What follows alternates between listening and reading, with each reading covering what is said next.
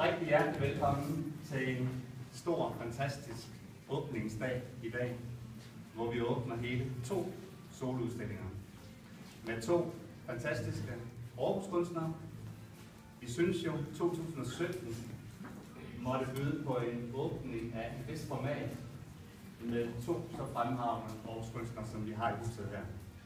Sten Larsen, solo, Rainscapes i hele stueplanen. Og Tore Nørby Hansen på første sal, Celestial World. Og det er sådan lidt atypisk, at vi giver det så meget gas med egentlig at åbne 2 store udstillinger på samme dag, fordi det er et stort hus, det er 2 store udstillinger, det er rimelig krævende. Men det gjorde vi altså. Og vi er ovenud tilfredse med resultatet selv. Og det håber jeg også, at I vil blive, når I kommer til at opleve husets 2 udstillinger nu her de næste par timer. Så det er dejligt at se så mange. Vi har jo 10 års jubilæum i galleriet i år, så det er jo meget særligt år for os. Og det bliver fejret igennem året med forskellige events. Og det er sådan ligesom den første, vi lægger ud med. Og så går det slag i slag hele året. Så det er dejligt med den her opbakning. Så hjertelig velkommen til alle sammen, og selvfølgelig et ekstra hjertelig velkommen til de 2 hovedpersoner, Sten Larsen og Tore Nørby Hansen. Og til at åbne Sten Larsens soloudstilling er vi så heldige, at vi har forstanderen nede fra Testrup Højskole, Jørgen Carlsen. Og han er lige her, og han er klar til at holde åbningstale, som vi ser frem til, lytte til. Så rigtig hjertelig velkommen. Mange tak. Og så tror jeg ordet er dit. Ja, værsgo. Tak. Byer, der kommer og går, eller går og kommer, er der sagt. Det er en danske sommer. De lieder kender vi godt fra Tøre Larsens vidunderlige sommersang. Danmark nu blunder den lyse nat. Tøre Larsen er den ultimative besøger af den danske sommer. Han siger det, vi alle sammen føler og kan ikke genkende til. Og de fleste også ved godt, hvad vi foretrækker, når vi skal vælge mellem tørvejr og regn. Vi vælger tørvejret. Byerne er for det meste uvelkomne for os. Regnen er en undtagelsestilstand. Et intermezzo, inden det hele går videre. Mødes vi af regnvejr opfattes det som en afbrydelse af en forudsat kontinuitet. Man skynder sig at finde lag under et altag eller træ, og afventer, at regnen kommer op. Det er de færreste, der ligefrem sætter så meget pris på regnvejret, at man begiver sig ud i regnen for at nyde den. Selvfølgelig er der undtagelser. Man kan heroisk iføre sig regntøj eller væbne sig en paraply, men det er jo netop så for at træffe sine forholdsregler og gardere sig mod regnen. Man er i kamp med regnen og beskytter sig mod den. Selvfølgelig kan det også være en oplevelse at blive gennemrystet af regn og rusk. Man kan ikke have lyst til at gå i indfejl med regnen. Men det hører til sjældenhederne, at man uden forbehold overgiver sig til regnen, uden kamp. At man altså kapitulerer og ligefrem hengiver sig til regnen. Det er så sjældent, at man virkelig bider mærke i det, når det sker. Men det sker altså, både i virkeligheden og på filmlærredet. Mange af os vil mindes den vidunderlige scene med Gene Kelly i musicalfilmen Singing in the Rain fra 1952. Her bliver regnen og vandbytterne ikke betragtet som en hæmmende omstændighed, men tværtimod som en livgivende kulisse, som en yndefuld og charmerende setup for den elegant dansende og syngende Gene Kelly. Eller hvad med en anden musicalfilm, Pigen med paraplyerne fra 1963, med den bedårende paraplypige Catherine Deneuve, som forelsker sig i en ung mekaniker. Da krigen i Algeriet kalder ham bort fra Normandiets regnfulde himmel, lover hun at vente, men da hun opdager, at hun også venter hans barn, lader hun sig presse til et fornuftsægteskab med en anden. Filmen ender i en overvældende tårerpærsende regn, både på lærredet og hos publikum i salen. Eller lad os gå til noget mere hjemligt. vores kære lille tegnefilmskridt, Cirkeline. I en af episoderne med Cirkeline, en af hendes film, er der en sang, der hedder Regnvejr. Og her er et lille tekstklip fra sangen. Regnvejr, det er det, der driver ned ad ruden. Regnvejr, det er det, der drypper skønt på sluden. Regnvejr, det gør håret glad og hot. Regnvejr, det gør pelsen smadderflot. Og nu til dig, Sten. Jeg ved ikke, hvor meget du var til Cirkeline. Jo. Ja, du har også alderen. Altså, du blev født i 1960, og de fleste af Cirkeline-filmen, de kom i 60'erne. Specielt kunne jeg lide Ingolf og Frederik, ikke? Og du har sikkert også grint med dine børn, kan jeg forestille mig. Og jeg ved selvfølgelig ikke, om det er her, du har fået indbrud ideen om regnvejrets poesi. Måske er det Cirkelines regnvejrssang, der ligger bag konceptet, bag udstillingen Rainscapes. Regnvejr, det er det, der driver ned af ruden. Jeg ved godt, at du har en helt anden forklaring selv. Den består i, at du for nogle år siden sammen med din kone Gitte tog på en biltur fra Aarhus til Lofoten. Og i bilens forud havde du monteret et kamera, der tog et billede hver 10. sekund. Det kan jo blive til rigtig mange. Og det blev det også. Det blev til over 18.000 billeder. Og den redigerede du så sammen til en stop-motion film med titlen The Road North. Du havde ved den lejlighed frasorteret en lang række billeder, og karakteristisk nok alle regnvejrsbillederne. Som moderne landskabsmaler var det netop landskabet, du fokuserede på, og her var regndrupperne på bilens forrude et forstyrrende element. Men på en eller anden måde er du måske blevet hjemsøgt af en erkendelse, du mange år i forvejen gjorde, da du så Cirkeline, og så du i mellemtiden har fortrængt. Ellers selvfølgelig kan der være en anden, eller tredje, eller femte, eller syvende forklaring, at nu skal nok forlade Cirkeline til dig. For lige pludselig så får du en nærmest epifanisk forståelse af, at alt det, du har set bort fra, som irrelevant og forstyrrende, og som du har udkoblet fra dit kunstneriske blik, at alt det kan optræde med en pigerne som et pigerne og påtrængende motiv for din billedkunstneriske virksomhed. Nu er regnen ikke bare til besvær. Den gør noget ved omgivelserne, landskabet, naturen, husene, gaderne og os, der ser ud i den regnfulde verden gennem en bilrude. I Højskolesangbogen findes der en dejlig sang af Frank Jager. Vi, der valgte regnen, vi får markens grønne grøde kastet ned i vores lunger, mens vi går. Frank Jager gør opmærksom på, at man kan vælge regnen. Det kan man gøre, fordi regnen er noget i sig selv. Den er noget særligt. Den skaber nemlig grøde og frodighed. Tag for eksempel forestillingen om paradis. Uanset om man er troende eller ej, kan man godt danne sig nogle forestillinger om, hvordan paradis måtte se ud. Regner det i paradis? Næsten hvad det så. Det må det gøre. Hvordan vi end forestiller os Edens have, så er der i hvert fald ikke tørt og støvet. Alting spirer og gror og ånder af liv. Paradis er ikke en udtørret ørken, det er en oase af frugtbarhed, et livgivende sted. Alt sammen takket være regnen. På den måde kan regnen ses som et livgivende fænomen, ikke bare symbolisk forstået, men også helt konkret. Og det er også dette livgivende fænomen, som du, Sten, i din udstilling her i dag har fokus på. Rainscapes er en energisk bestræbelse på at udforske regnens mysterium. Og denne udforskning er først og fremmest en udforskning indefra af regnens univers. Og med indefra menes der set gennem ruden i den bil, man befinder sig i. Et af de gennemgående motiver i det kunstneriske arbejde er netop bilen. Bilen er ikke bare en tilfældig æstetisk objekt blandt så mange andre lamper, lænestole, bogreoler, brødknive, postkasser osv.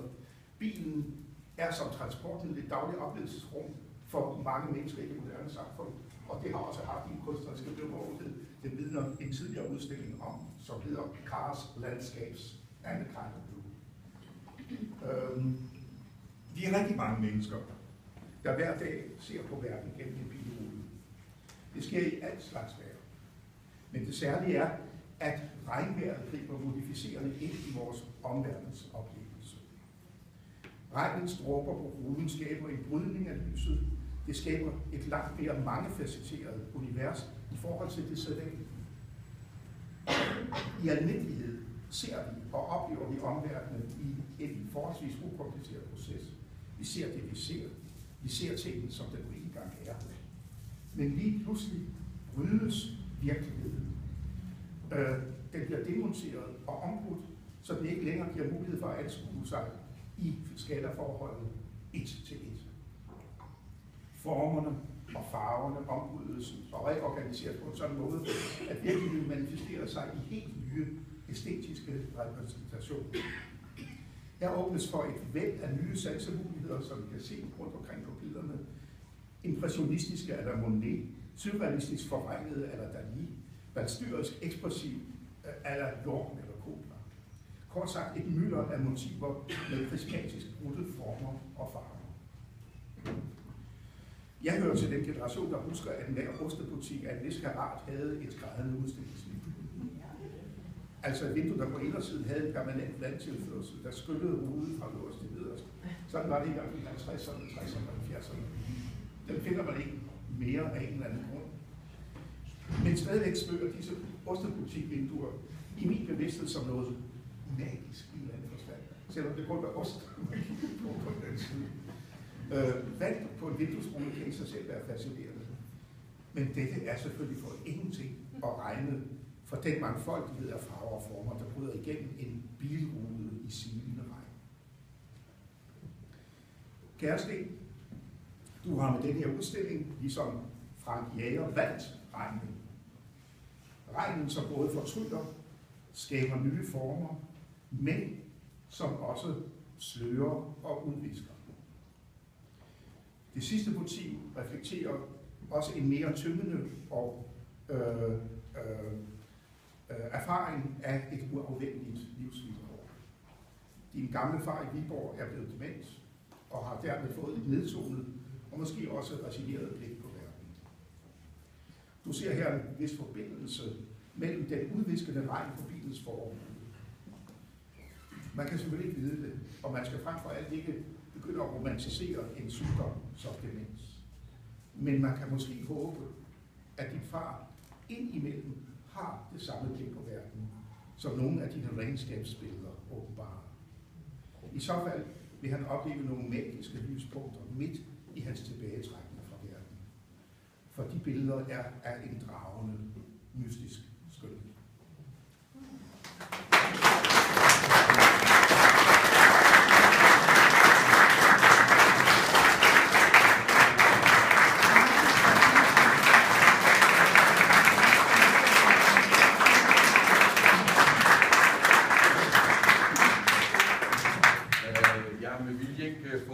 Tale, fordi jeg vidste, at når jeg spurgte Jørgen, som jo har været min chef de sidste 16 år, så var talen jo i gode hænder.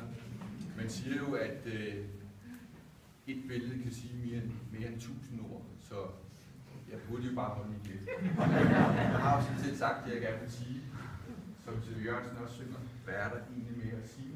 Alt er på det nærmeste sagt. Men Jørgen Carlsen, han har en eller anden evne til at sætte ord på nogle ting, når de er vigtige. Og tak for det. En anden, som kan sætte ord på noget, det er Dan Turèll. Han har skrevet den her fantastiske Jeg holder af hverdagen. Han står op om morgenen, og så har jeg det lidt med det, jeg laver. Altså, de allerbedste dage, der går jeg ud på mit atelier, og så tager jeg sådan en kaffemaskine, mokka maker, tror jeg det hedder. Og så sætter jeg 4 kopper kaffe på, så tænder jeg på radioen, så hører jeg P6 Beat, så laver jeg lidt morgengymnastik, så tjekker jeg mails, og så går jeg i gang med at male. Og jeg håber simpelthen, at I kan se, at jeg holder virkelig meget af det. Altså, det er stort set det bedste, jeg ved, at sidde i den her verden og male.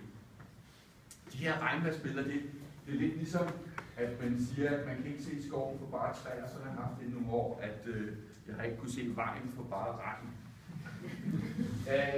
Så har jeg simpelthen kunne lave et regnvejr, så i sommer, der var jeg i New York. Jeg var så heldig at få tildelt et residency i New York i 6 uger, og jeg havde taget nogle af de her familieværker med over, som jeg arbejdede videre med, sådan at jeg vidste, at jeg havde ligesom noget, som ikke sådan landede i New York, og så stod for det der hvide lærred, hvis man skulle arbejde med. Men jeg ville også rigtig gerne lave nogle New York-billeder, mens jeg var derovre, så en dag så var jeg ude at køre med en israelsk kunstner, som var på samme residency-ophold som mig. Vi havde været ude på Long Island til en kunstmesse, noget der hedder Southampton Art Fair. Og så kommer vi kørende tilbage i New York, og så siger jeg, det er sgu lidt irriterende, der er solskin. Og siger til ham her, Gil hed han, ham israelen, og siger, det er irriterende, at solen den skinner fandme til New York. Jeg ved, at det var regnvejr. Så vender han sig om til mig, og så på sådan den der israelske accent, så siger han, hey Steve, we've been on the moon. We can make rain. Og så tager han den her udlejningsbil, og så holder han en til siden og siger, hey, go and buy some water. Og så blev sådan 2 liter vand. Og så kører vi ned ad Fifth Avenue, og så sidder han der, og så sidder han med armen forud på bilen der, mens jeg tager en masse billeder. Så det lykkedes mig ikke til også at lave regnværsbilleder i New York, men de blev heldigvis derovre og har været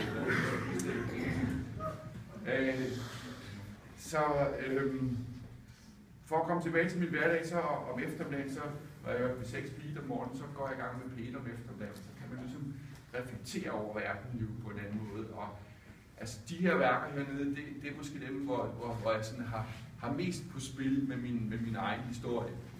Og de hedder 4 Generations with Car, og hvor er Johanna Esther henne? De er ude for i gang. Men jeg håber, at jeg når at leve så længe, at der kommer et 5. billede, som så det hedder 5 Generations with Cars, fordi det her det er simpelthen mine bedsteforældre og mine forældre, Lille Sten, der sidder der, storebror Claus, som står dernede, og jeg kan se, der er nogen fra generationen, der er nogen fra folkevognsgenerationen her til stede. Det kan jeg i hvert fald se på hårfarven. Og mange af jer kan huske, at man var simpelthen ikke så stor, altså vi kunne sidde begge to deromme i hunderummet, ikke? Mens både min moster og min tante og min mormor kunne sidde på de 3 sæder, og min morfar kunne sidde. Altså, det var utroligt, hvad man kunne stoppe ind. Og det her, det er så mig selv, Salhunden, som er min kone og jeg tror det er der, at jeg på et tidspunkt har fået det her benzin eller diesel i blodet, fordi at da vores 25-årige datter i dag, da var hun bare 2 år, så kørte vi faktisk fra Aarhus og til Indien og hjem igen og var afsted i 8 måneder. Og når man har siddet 12.000 km frem og tilbage til Indien, så har man ligesom fundet ud af det der med veje, så kan man ligesom reflektere over livet. Og et sidste skud på stammen, det her så min søn Lasse, hvor står du henne? Ja. Nu her, og Karen, så nu har jeg også, jeg synes jo i princippet nye biler, de er mega grimme. Og ikke noget ondt ord til jeres besøg, men altså jeg har jo sådan en nye bil, og man kan bare sætte sådan en slange op på køleren, så ligner det en støvsuger. Så der er ikke noget ligesom en gammel Saab og en Folkevogn. Der er lige en enkelt anekdote, jeg godt vil fortælle. Min far, som var ham her, som jo er desværre dement og på plejehjem. Da min store og mig var små, så valgte min far at bygge et hus ude ved Greve Strand. Og så han gik der i 2 år og ville bygge et hus. Og min farfar, han boede i Viborg, hvor min far bor. Og så havde min far bygget det der hus, og så skulle han endelig vise det frem til sin far. Og de havde ligesom regnet med, at de ville blive nogle dage, så de kørte hele vejen fra Viborg i den her fine Saab, kørte over til Greve Strand, og min morfar, de havde selvfølgelig regnet med, at de blev nogle dage. Og så kom de ind, og min farfar, han kiggede på det her hus, og nikkede anerkendende, og så fik de kaffe, og så var de der en time, og så sagde min farfar, nå Anna, nu skal vist også snart til hjem. så det var lige en lille anekdote. Jeg tror simpelthen, at jeg vil sige mere, at det er meget dejligt at se så mange mennesker. Det er jo også, som Chris siger, Det er jo ikke så meget, man ser lokal kunst i den her Kulturby Aarhus 2017, så jeg har ikke set noget endnu i hvert fald. Så jeg er i hvert fald meget, meget glad for at få lov at være en lille del af Kulturbyen. Og tusind tak til hele staben her fra Vestergade 58, for at I har endnu en gang givet mig lov til at udstille de her meget fine lokaler. Og til allersidst vil jeg bare sige, der er en ting, I skal vide. Alle værkerne, de er til salg.